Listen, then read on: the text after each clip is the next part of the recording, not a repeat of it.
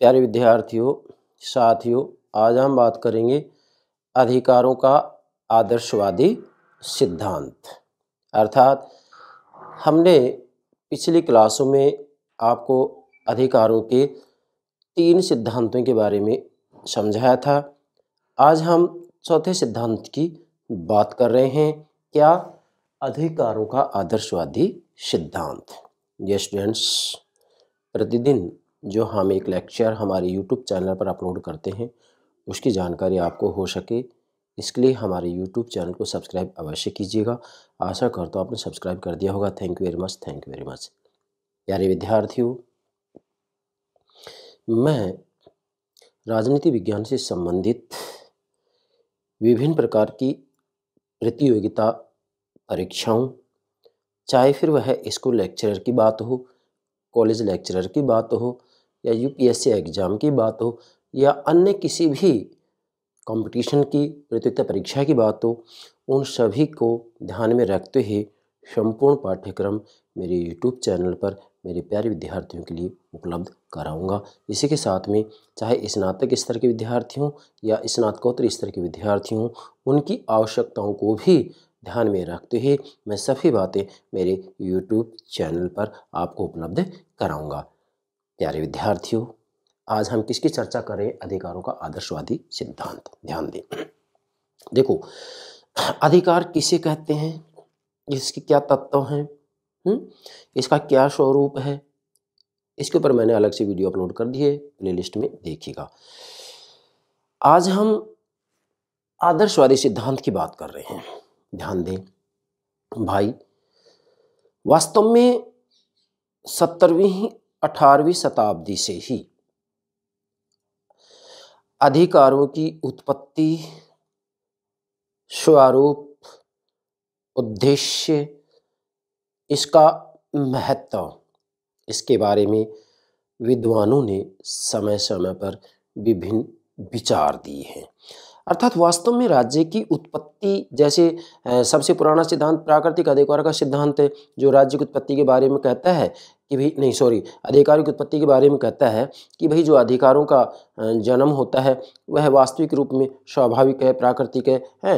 व्यक्ति को जन्म के साथ ही कुछ प्राकृतिक अधिकार मिल जाते हैं, जैसे कि जॉन लॉक ने कहा है, जीवन का अधिकार, स्वतंत्रता का अधिकार, संपत्ति का अधिकार। ठीक है, तो वास्तव में अधिकारों की उत्पत्ति, इसका स्वरूप, इसका लक्ष्य और इसका महत्व, इन प्रश्नों को लेकर समय समय पर विद्वानों ने अपने अपने विचार दिए।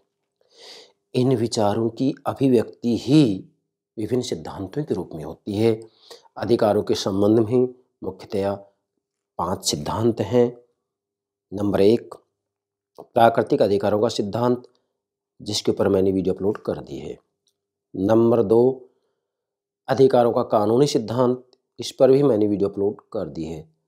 नंबर 3, अधिकारों का ऐतिहासिक सिद्धांत, इस पर भी मैंने वीडियो अपलोड कर दी है। और आज हम चौथे सिद्धांत की बात कर रहे हैं, अधिकारों का आदर्शवादी सिद्धांत। मेरे प्राणों से प्यारे विद्यार्थियों, वास्तव में अधिकारों का जो प्राकृतिक सिद्धांत है, अधिकारों का कानूनी सिद्धांत है और अधिकारों का ऐतिहासिक सिद्धांत है, ये तीनों ही सिद्धांत अधिकारों की उत्पत्ति के बारे में है। अर्थात ये अधिकारों की उत्पत्ति कैसे हुई है, इसकी चर्चा करते हैं। जैसे प्राकृतिक अधिकारों का सिद्धांत कहता है कि अधिकारों की उत्पत्ति स्वाभाविक रूप में होती है, प्राकृतिक रूप में होती है। बच्चे को जन्म के साथ 3 अधिकार मिल जाते हैं, जैसा कि जॉन लॉक कहते हैं, जीवन का अधिकार, स्वतंत्रता का अधिकार, संपत्ति का अधिकार। इसके बाद में अधिकारों का कानूनी सिद्धांत ये कहता है कि भी राज्य के द्वारा कानून बना करके व्यक्तियों को अधिकार प्रदान किए जाते हैं, तो यहाँ अधिकार का स्रोत राज्य बन जाता है। ठीक है, जबकि प्राकृतिक अधिकारों के सिद्धांत में अधिकारों का स्रोत जो है प्रकृति बन जाती है, स्वाभाविक रूप में इनका जन्म होता है।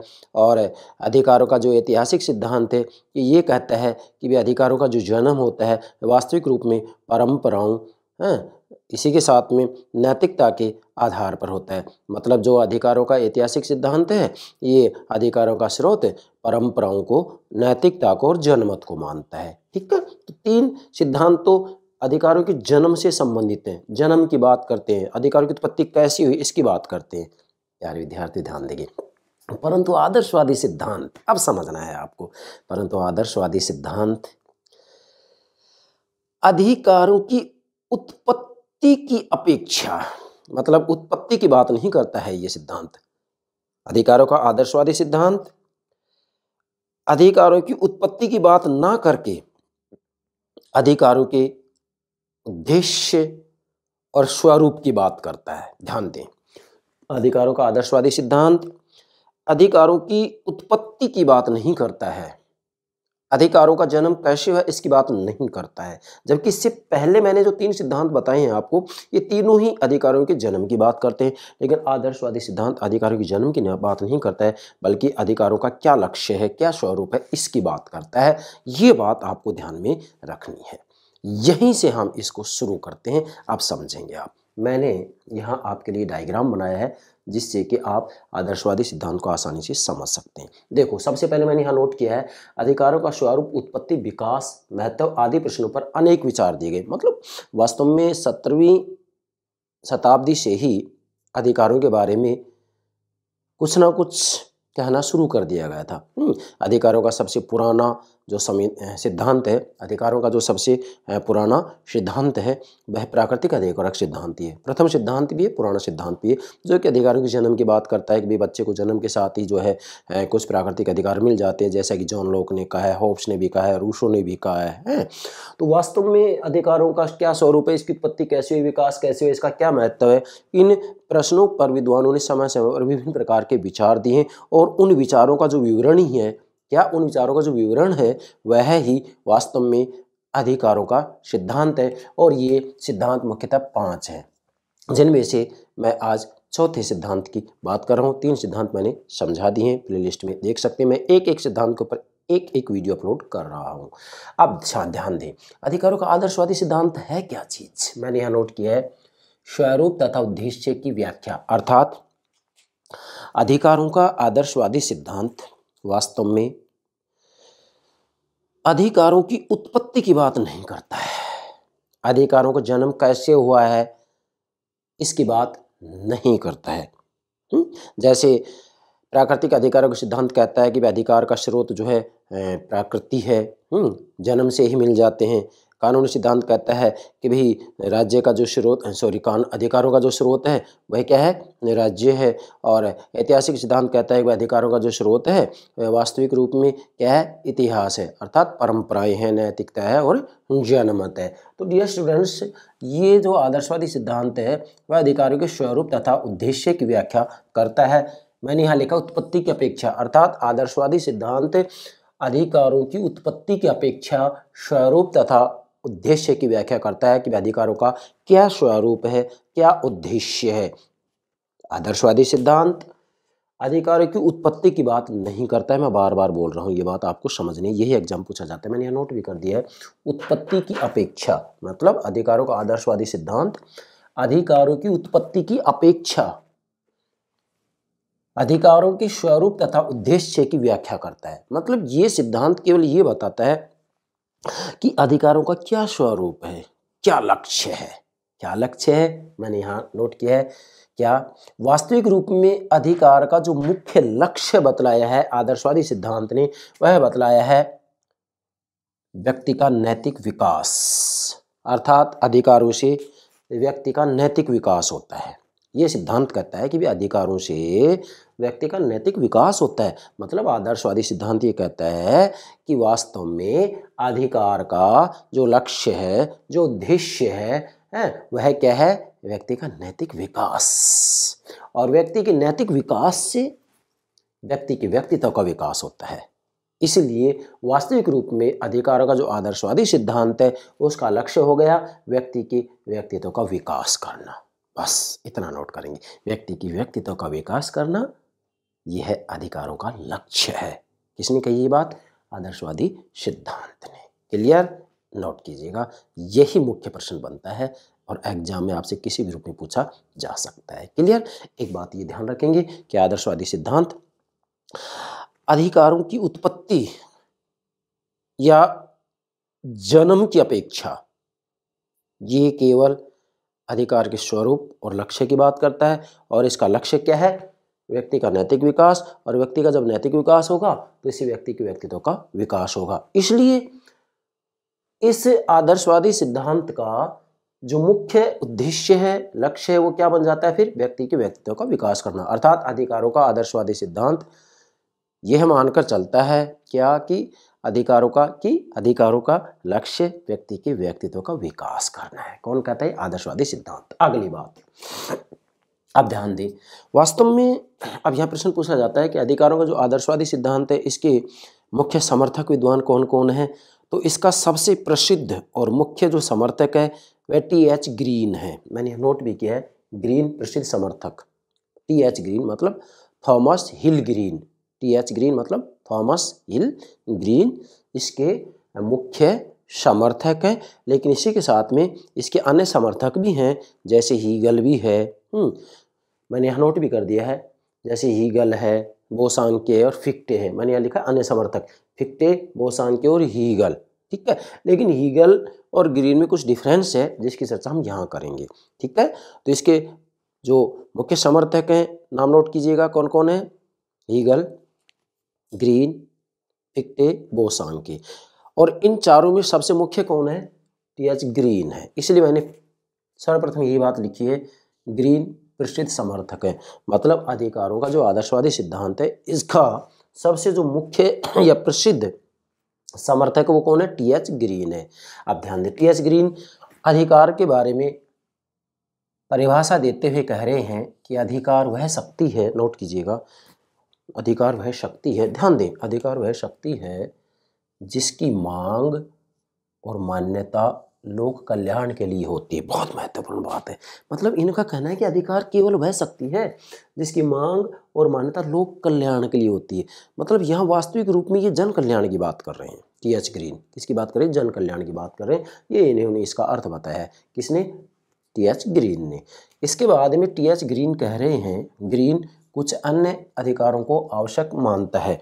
मतलब टी.एच. ग्रीन का कहना है कि कुछ अधिकार अति आवश्यक हैं जिससे कि वास्तविक रूप में जन कल्याण हो, लोक कल्याण हो, व्यक्ति के व्यक्तित्व का विकास हो। क्योंकि इसका जो लक्ष्य है इस सिद्धांत का वो क्या है? व्यक्ति के व्यक्तित्व का विकास करना। तो व्यक्ति के व्यक्तित्व का विकास हो, इसके लिए टी.एच. ग्रीन का कहना है कि ये कुछ अधिकार अति आवश्यक है जो कि व्यक्ति को मिलने चाहिए। क्या क्या है? स्वतंत्रता, समानता व संपत्ति के अधिकार, ये आवश्यक मानते हैं टी.एच. ग्रीन। नोट कीजिएगा, एग्जाम पूछा जा सकता है। स्वतंत्रता, समानता व संपत्ति के जो अधिकार हैं, टी.एच. ग्रीन का कहना है कि इनके बिना व्यक्ति के व्यक्तित्व का विकास नहीं हो सकता। व्यक्ति के व्यक्तित्व का विकास हो, इसके लिए जरूरी है कि उसे स्वतंत्रता, समानता व संपत्ति के अधिकार दिए जाएं। ठीक है, अगली बात नोट करें, अधिकार व्यक्ति के आंतरिक विकास के लिए बाहरी दशाएं हैं। अब ध्यान देंगे, टी.एच. ग्रीन यही बात कह रहे हैं, क्योंकि प्रसिद्ध समर्थक टी.एच. ग्रीन है तो ये सारी बात टी.एच. ग्रीन के बारे में बता रहा हूँ मैं। टी.एच. ग्रीन कह रहे हैं कि अधिकार व्यक्ति के आंतरिक विकास के लिए बाहरी दशाएं हैं। आपसे एग्जाम पूछा जा सकता है कि अधिकार व्यक्ति का आंतरिक विकास के लिए बाहरी दशाएं किसने कहा है? ये टी.एच. ग्रीन ने। क्या कह रहे हैं? अधिकार व्यक्ति का आंतरिक विकास के लिए बाहरी दशाएं हैं। मतलब व्यक्ति के व्यक्तित्व का विकास हो, इसके लिए जो सुविधाएं दी जाती हैं, जो परिस्थितियां उपलब्ध कराई जाती हैं, वो ही क्या है? वास्तविक रूप में अधिकार है। इसलिए उन्होंने कहा है कि अधिकार व्यक्ति के आंतरिक विकास के लिए, आंतरिक विकास मतलब व्यक्ति के व्यक्तित्व का विकास हो, व्यक्ति का आत्म विकास हो, आंतरिक विकास के लिए बाहरी दशाएं हैं। कुछ परिस्थितियां, कुछ सुविधाएं व्यक्ति को दी जाए जिससे कि उसके व्यक्तित्व का विकास हो, उसका आत्म विकास हो, तो ये बाहरी दशाएं। किसने की बात? टी.एच. ग्रीन। अगली बात, ग्रीन का कहना है कि नैतिक विकास के साथ अधिकारों को समाज द्वारा मान्यता प्राप्त हो तथा वे सामाजिक हित के प्रतिकूल न हो। अब देखो, बहुत महत्वपूर्ण बात है। टी.एच. ग्रीन कितनी महत्वपूर्ण बात कर रहे हैं कि ठीक है, अधिकार का मुख्य लक्ष्य नैतिक विकास है व्यक्ति का, और जब व्यक्ति का नैतिक विकास होगा तो डेफिनेटली उसके व्यक्तित्व का भी विकास होगा। तो यहाँ यही बात कह रहे हैं कि नैतिक विकास के साथ अधिकारों को समाज द्वारा मान्यता प्राप्त हो। ध्यान देंगे, नैतिक विकास के साथ अधिकारों को समाज द्वारा मान्यता जरूर प्राप्त हो तथा वे सामाजिक हित के प्रतिकूल न हो। मतलब समाज के हित के प्रतिकूल नहीं हो, बल्कि वो जन कल्याण के संदर्भ में, लोक कल्याण के लिए हो। तो यहाँ टी.एच. ग्रीन मुख्यतया समाज की मान्यता के ऊपर भी बल दे रहे हैं। मतलब नैतिक विकास की बात तो की जा रही है कि भाई नैतिक विकास तो हो, लेकिन नैतिक विकास के साथ साथ समाज के द्वारा भी उसे मान्यता प्राप्त होनी चाहिए। ये बात किसने कही है? टी.एच. ग्रीन ने कही है। इसके बाद मैंने यहाँ नोट किया लॉस्की ने भी इसी की पुष्टि की है। मतलब H.J. लॉस्की अर्थात हैरल्ड जोसेफ लॉस्की हैं, जिनकी सबसे महत्वपूर्ण पुस्तक है ग्रामर ऑफ पॉलिटिक्स, राजनीति का व्याकरण। तो इसके अंतर्गत इन्होंने वास्तविक रूप में जो ग्रीन ने ये बात कही है, या जो ग्रीन की ये धारणा है, क्या टी.एच. ग्रीन की जो ये धारणा है, इसी ही धारणा की पुष्टि लॉस्की ने भी की है। अर्थात लॉस्की ने इस बात का समर्थन किया है कि नैतिक विकास के साथ साथ अधिकारों को समाज के द्वारा भी मान्यता प्राप्त हो तथा वे सामाजिक हित के प्रतिकूल नहीं होने चाहिए, बल्कि समाज के हित के अनुकूल होने चाहिए। इसलिए मैंने यहाँ नोट किया है कि लॉस्की ने भी इसी की पुष्टि की। इसी की पुष्टि का मतलब क्या है कि इसी धारणा की, ये जो धारणा है जो ये मान्यता है, इसी ही को वास्तविक रूप में लॉस्की ने भी स्वीकार किया है। इसलिए मैंने लिखा है कि लॉस्की ने भी इसी की पुष्टि की है। ठीक है भाई, तो ये हो गया आपका अधिकारों का आदर्शवादी सिद्धांत की मुख्य मुख्य बातें। चाहे तो आप इन्हें अधिकारों के आदर्शवादी सिद्धांत के लक्षण भी कह सकते हैं, मुख्य मुख्य बातें भी कह सकते हैं। आप किसी भी रूप में आपसे एग्जाम में प्रश्न पूछा जा सकता है। फिर से दोहरा रहा हूँ, इस सिद्धांत की जो मुख्य बात है वो ये है क्या कि अधिकारों का आदर्शवादी सिद्धांत अधिकारों के जन्म की बात नहीं करता है कि जन्म कैसे हुआ है, जैसे अधिकारों का प्राकृतिक सिद्धांत है, ऐतिहासिक सिद्धांत है, कानूनी सिद्धांत है। ये अधिकारों के जन्म के ऊपर बल देते हैं कि अधिकारों की उत्पत्ति कैसी हुई है, इसका जवाब देते हैं। आप मेरी तीनों वीडियो देखिएगा, उसमें आपको पता लगेगा। जबकि अधिकारों का जो आदर्शवादी सिद्धांत है, ये अधिकारों के जन्म की बात नहीं कर रहा है, केवल किसकी बात करता है? इसके लक्ष्य क्या है, इसका स्वरूप उद्देश्य क्या है। इसलिए आप कहेंगे कि अधिकारों का आदर्शवादी सिद्धांत अधिकारों के जन्म की अपेक्षा अधिकारों के लक्ष्य उद्देश्य की बात करता है कि अधिकारों का लक्ष्य क्या है। तो लक्ष्य क्या है, मुख्य लक्ष्य क्या है? व्यक्ति का नैतिक विकास हो, और व्यक्ति का नैतिक विकास होगा तो इससे उसके व्यक्तित्व का विकास होगा, उसका आत्म विकास होगा। इसलिए यह सिद्धांत अधिकारों के जन्म की उत्पत्ति की अपेक्षा अधिकारों के स्वरूप तथा उद्देश्य की व्याख्या करता है। इसलिए मैंने सर्वप्रथम ये डायग्राम बनाया है, आप इसको नोट कीजिएगा, इससे सारी बात स्पष्ट हो जाएंगी। क्लियर? आगे बढ़ते हैं। अब ये मुख्य मुख्य बातें होगी, परंतु निश्चित है कोई भी सिद्धांत तो सर्वगुण संपन्न नहीं होता है, सभी सिद्धांतों में कमियां होती हैं। तो डेफिनेटली अधिकारों का आदर्शवादी सिद्धांत है, इसमें भी कमियां हैं। आलोचकों ने इसकी आलोचनाएं की हैं। ठीक है, मैंने लिखा है अधिकारों के आदर्शवादी सिद्धांत की आलोचना। 3 बिंदुओं के माध्यम से समझेंगे इसको, सारी बातें क्लियर हो जाएंगी। नंबर 1, पहली आलोचना है, यह है सैद्धांतिक अधिकार है। अब ध्यान देंगे, यह है सैद्धांतिक अधिकार है। इसका मतलब क्या है भाई? अधिकारों का जो ये आदर्शवादी सिद्धांत है ना, वह है केवल अधिकारों के उद्देश्य की बात करता है। मतलब आदर्शवादी सिद्धांत अधिकारों के उद्देश्य की कल्पना करता है, अधिकारों के उद्देश्य या लक्ष्य की ही बात करता है, परंतु जन्म के बारे में ये खामोश है। क्या मतलब हुआ भाई? अधिकारों का आदर्शवादी सिद्धांत स्पष्ट रूप में कह रहा है, यहाँ आपके सामने है, कि ये केवल इसके उद्देश्य की व्याख्या करता है, स्वरूप की व्याख्या करता है। और अधिकार का मुख्य लक्ष्य क्या बतलाया इसने? व्यक्ति का नैतिक विकास।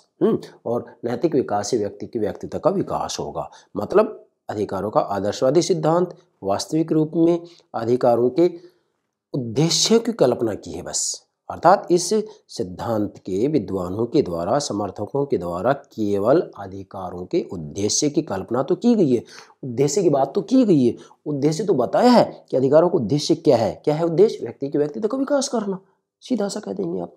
लेकिन इसके जन्म के बारे में खामोश है।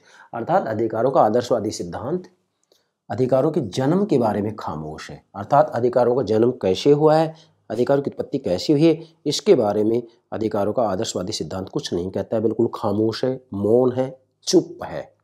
जबकि इससे पहले जो 3 सिद्धांत मैंने आपको समझाए हैं, अधिकारों का प्राकृतिक सिद्धांत, कानूनी सिद्धांत, ऐतिहासिक सिद्धांत, ये तीनों ही सिद्धांत अधिकारों के जन्म के बारे में है, जन्म की चर्चा करते हैं कि अधिकारों के क्या क्या स्रोत होंगे। आप देख सकते हैं, मैं एक उदाहरण देता हूँ, जैसे प्राकृतिक अधिकारों का सिद्धांत।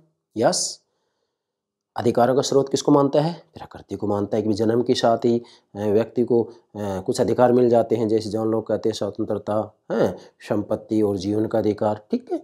और कानूनी सिद्धांत कहता है, क्या कहता है कि भाई जो अधिकार हैं, अधिकारों का स्रोत क्या है? राज्य है। कानून के माध्यम से जो है व्यक्ति को अधिकार दिए जाते हैं, राज्य के द्वारा प्रदान किए जाते हैं। और ऐतिहासिक सिद्धांत राज्य का जो मुख्य स्रोत भी कहा जा सकता है इतिहास। तो अधिकारों का वास्तव में जो मुख्य स्रोत मानता है, क्या अधिकारों का जो मुख्य स्रोत मानता है ऐतिहासिक सिद्धांत, वह किसको मानता है? इतिहास को मानता है, परंपराओं को मानता है, जनमत को मानता है, नैतिकता को मानता है। तो ये तीनों सिद्धांत वास्तव में अधिकारों के स्रोत के बारे में बतलाते हैं कि अधिकारों का जन्म कैसे हुआ है। लेकिन ये जो आदर्शवादी सिद्धांत है, ये अधिकारों के जन्म के बारे में खामोश है, चुप है, कुछ नहीं कहता है, केवल ये उद्देश्य की बात करता है, जैसे कि मैंने आपको समझा दिया। तो ये पहली आलोचना होगी। दूसरी आलोचना क्या है इसकी? नैतिक विकास पर अधिक बल। अब ध्यान देंगे भाई, आलोचकों का कहना है कि अधिकारों का आदर्शवादी सिद्धांत केवल नैतिक विकास की बात करता है। जैसे यहाँ मैंने लिखा भी है कि आदर्शवादी सिद्धांत वास्तविक रूप में अधिकार का मुख्य लक्ष्य नैतिक विकास को ही मानता है, बस, जिससे कि व्यक्ति की व्यक्तित्व का विकास होता है। लेकिन वास्तव में आलोचकों का कहना है कि भाई व्यक्ति का पूर्ण विकास हो, इसके लिए नैतिक विकास तो जरूरी है, लेकिन केवल नैतिक विकास से काम नहीं चलेगा, बल्कि व्यक्ति की व्यक्तित्व का पूर्ण विकास हो, इसके लिए उसका शारीरिक, बौद्धिक व नैतिक विकास भी होना चाहिए। मतलब मूल बात यही, नैतिक विकास से काम नहीं चलेगा, बल्कि इसके साथ में उसका शारीरिक और बौद्धिक विकास भी होना चाहिए। इसलिए इस सिद्धांत की आलोचना की जाती है कि यह सिद्धांत केवल नैतिक विकास पर ही बल देता है। इसलिए मैंने यह नोट किया, नैतिक विकास पर अधिक बल दिया है, जबकि अन्य पहलुओं पर भी बल दिया जाना चाहिए। अन्य पहलू मैंने यह नोट कर दिया, जैसे पूर्ण विकास के लिए, मतलब व्यक्ति के व्यक्तित्व का पूर्ण विकास हो, इसके लिए क्या होना चाहिए? शारीरिक, बौद्धिक व नैतिक पहलुओं का भी विकास आवश्यक है। केवल नैतिक पहलू का विकास होने से व्यक्ति के व्यक्तित्व का पूर्ण विकास नहीं हो सकता। व्यक्ति के व्यक्तित्व का पूर्ण विकास हो, इसके लिए नैतिक विकास के साथ ही साथ बौद्धिक और शारीरिक विकास भी होना चाहिए। यदि इस रूप में वास्तव में व्यक्ति का विकास किया जा रहा है, डेफिनेटली व्यक्ति के व्यक्तित्व का पूर्ण विकास होगा, अन्यथा व्यक्ति के व्यक्तित्व का विकास पूर्ण नहीं होगा, बल्कि अधूरा होगा।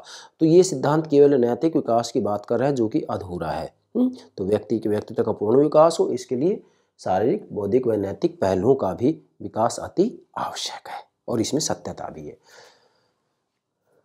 तीसरी आलोचना नोट करें, ध्यान दें, अधिकतर आदर्शवादी विचारक व्यक्ति को साधन मानते। ध्यान दें, अधिकतर नोट करें, अधिकतर आदर्शवादी विचारक व्यक्ति को साधन मानते हैं। बहुत महत्वपूर्ण बात है, यहाँ कंपटीशन पूछ लिया जाता है। अधिकतर आदर्शवादी विचारक व्यक्ति को साधन मानते हैं। देखो भाई, वास्तव में जब हम राजनीतिक चिंतन का इतिहास पढ़ते हैं, सुकरात से लेकर के और कार्ल मार्क्स तक का भी बात हम करें, तो सबसे पहले ये बात स्पष्ट हो जानी चाहिए कि किसी न किसी रूप में सभी विचारक एक प्रश्न का उत्तर जरूर देते हैं, क्या? कि भाई व्यक्ति साध्य है या साधन, राज्य साध्य है या साधन। समझें, सभी विचारक किसी न किसी रूप में बात जरूर बताते हैं कि व्यक्ति साध्य है या साधन, राज्य साध्य है या साधन। तो यहाँ अधिकतर आदर्शवादी विचारक व्यक्ति को साधन मानते हैं। ये बात सत्य है कि टी.एच. ग्रीन व्यक्ति को साधन नहीं मानता है, बल्कि व्यक्ति को साध्य मानता है। ये बात आपको ध्यान में रखनी है। लेकिन अधिकतर, जैसे बोसांग के हैं, यहाँ मैंने नोट भी कर दिया है, बोसांग के हैं, फिक्टे हैं, हीगल हैं, ये वास्तव में व्यक्ति को साधन मानते हैं। और व्यक्ति साधन नहीं होता है, व्यक्ति वास्तविक रूप में अपने आप में साध्य है, और व्यक्ति होने के नाते ही सम्मान के योग्य है, गरिमा से संपन्न है। इसे किसी भी सूरत में, क्या कह रहा हूँ, इसे किसी भी सूरत में किसी सांसारिक साधन से नहीं तोला जा सकता है। मतलब किसी भी रूप में व्यक्ति किसी संस्था का साधन नहीं हो सकता, मुख्य बात तो ये। लेकिन यहाँ आलोचकों का कहना है कि भाई ज़्यादातर आदर्शवादी विचारक जो है व्यक्ति को क्या मानते हैं, साधन मानते हैं, जबकि सच्चाई ये है कि व्यक्ति किसी का साधन नहीं है, व्यक्ति साध्य है, राज्य साधन है। परंतु ज़्यादातर विचारक जो आदर्शवादी विचारक है वो व्यक्ति को साधन मानते हैं। इस आधार पर आलोचना की गई है। कैसे? जैसे ध्यान दें, अन्य समर्थक नोट करेंगे इसके, किसके? अधिकारों के आदर्शवादी सिद्धांत के अन्य समर्थक हैं फिक्टे, बोशांके, हीगल। अब हम इसमें केवल हीगल की बात करेंगे। देखो ध्यान दें, हीगल व्यक्ति को साधन और राज्य को साध्य मानता है निश्चित रूप में। कैसे? हीगल कह रहे हैं कि व्यक्ति के अधिकारों की अपेक्षा राज्य की निरंकुशता दिखाई देती है। क्यों देती है? क्योंकि हीगल ने स्पष्ट कहा है कि व्यक्ति की स्वतंत्रता कानून के पालन में ही है। अब ध्यान देंगे, व्यक्ति की स्वतंत्रता कानून के पालन में ही है। मतलब हीगल का कहना है कि वास्तविक रूप में व्यक्ति का एक ही कर्तव्य है और वह कर्तव्य ये है कि राज्य के द्वारा जो आज्ञा दी जाए, जो आदेश दी जाए, उनका पालन किया जाना चाहिए। और यदि व्यक्ति राज्य के द्वारा जो आदेश दिए जा रहे हैं उनका पालन करता है तो डेफिनेटली व्यक्ति जो है स्वतंत्र है, अन्यथा व्यक्ति स्वतंत्र नहीं है।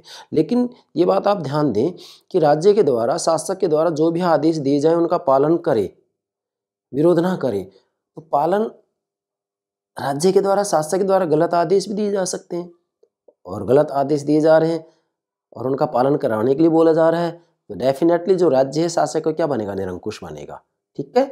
और निरंकुशता ऐसी स्थिति में कहा जा सकता है कि हीगल ने राज्य को साध्य बना दिया जबकि व्यक्ति को साधन बना दिया। ये उचित नहीं है। ठीक है।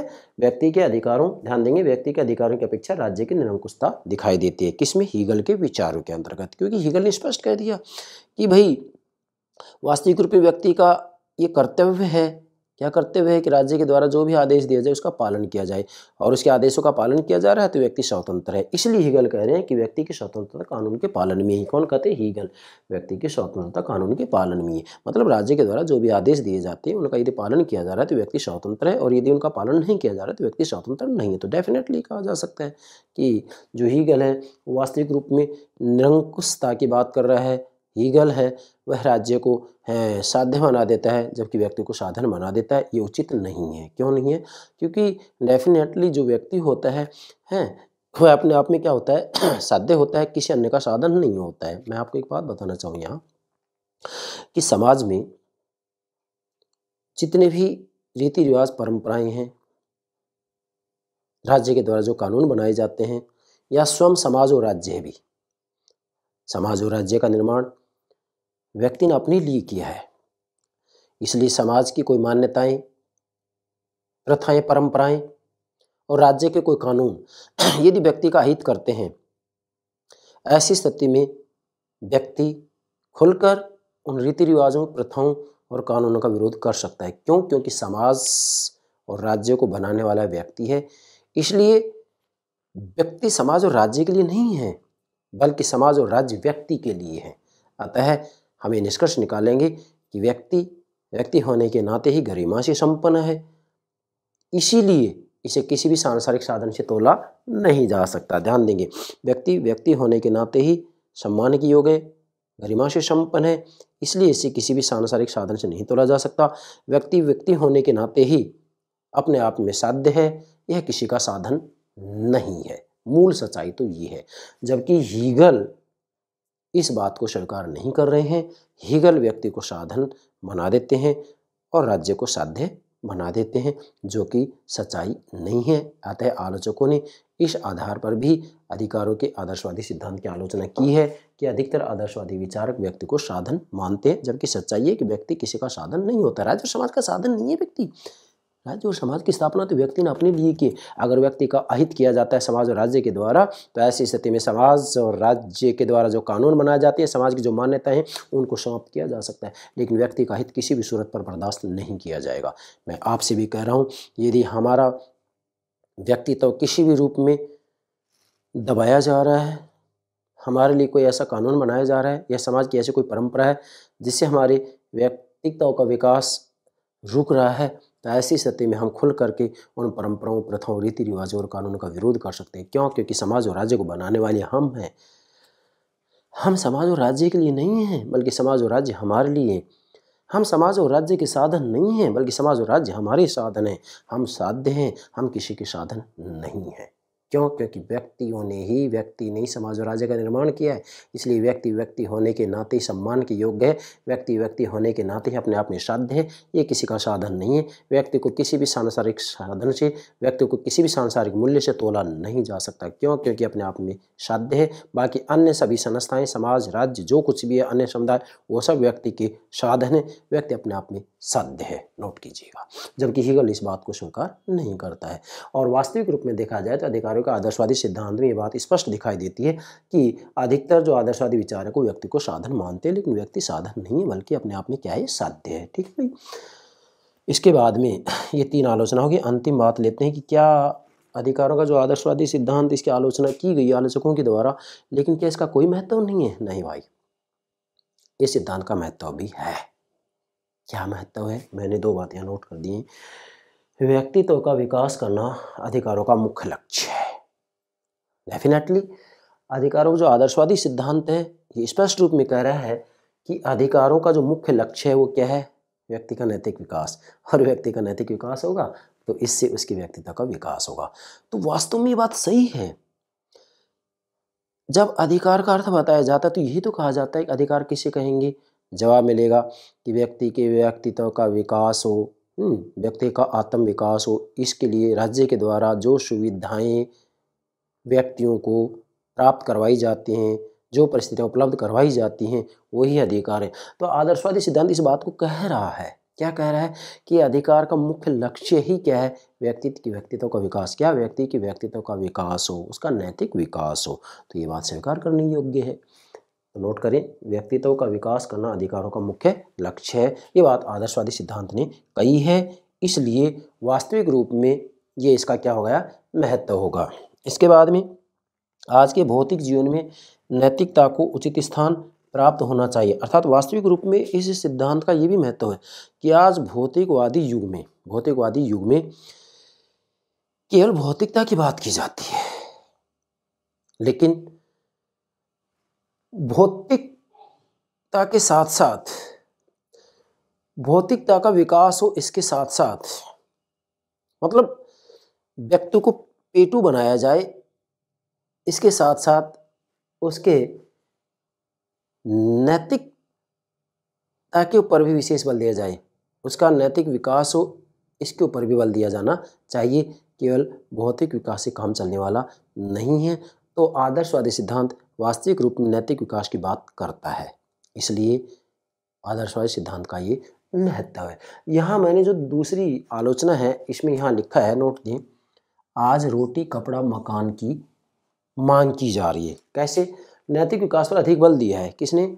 आदर्शवादी सिद्धांत ने। लेकिन आज नैतिक विकास की बात तो चलो ठीक है की जाती है, लेकिन आज के मनुष्य की जो मुख्य मांग है वो तो सबसे पहले ये भी नैतिक विकास तो हो जाएगा बाद में, लेकिन सबसे पहले हमें रोटी कपड़ा और मकान तो चाहिए। इसलिए इस सिद्धांत में कमी है ये कि ये वास्तव में केवल नैतिक विकास की बात करता है, लेकिन नैतिक विकास तो तभी होगा ना जबकि उसे भरपेट जो है रोटी मिलेगी, पहनने के लिए कपड़ा मिलेगा, रहने के लिए मकान मिलेगा, तभी तो उसका नैतिक विकास होगा। बिना इसके व्यक्ति का नैतिक विकास कैसे हो पाएगा? इसलिए ये बात आप नोट करेंगे। आज रोटी कपड़ा मकान की जो मांग की जा रही है, नैतिक विकास से ज़्यादा की जाती है। तो ये हो गया आपका अधिकारों का जो आदर्शवादी सिद्धांत है, इसका महत्व। आप 2 बिंदु के रूप में ये बात नोट कीजिएगा कि भाई इस सिद्धांत का जो है महत्व भी है। ठीक है, ये हो गया अधिकारों का आदर्शवादी सिद्धांत। आशा करता हूँ आप इसे ठीक से समझ गए होंगे। अब 5वां जो सिद्धांत है जिसकी हम कल चर्चा करेंगे वो है अधिकारों का समाज कल्याण का सिद्धांत। मैं अधिकारों के संबंध में जितनी भी बातें हैं क्रमबद्ध रूप में मेरे YouTube चैनल पर अपलोड करूँगा। इसी के साथ में अन्य जितनी भी अवधारणा है राजनीति विज्ञान की, उन सभी को मैं आपको बेहतर तरीके से समझाने का प्रयास करूँगा। ठीक है, तो आशा करते हैं सब बातें आप ठीक से समझ गए होंगे। Okay, yes, thank you very much.